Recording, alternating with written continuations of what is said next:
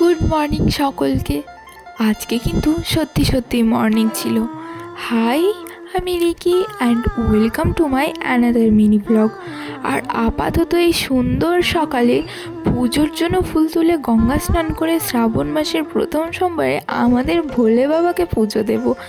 শ্রাবণ মাসের 4টে সোমবারই করবো ভেবেছি।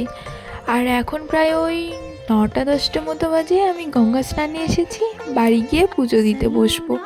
জানো তো, আজকে না আমার তেমন খিদেও পাচ্ছে না, আর একবারের জন্য মনেও হয়নি যে আমি কিছু খাবো।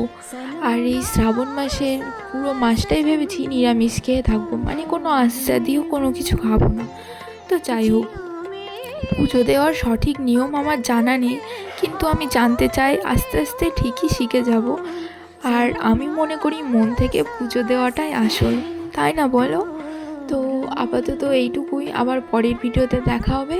ভালো থেকো সবাই, বাই।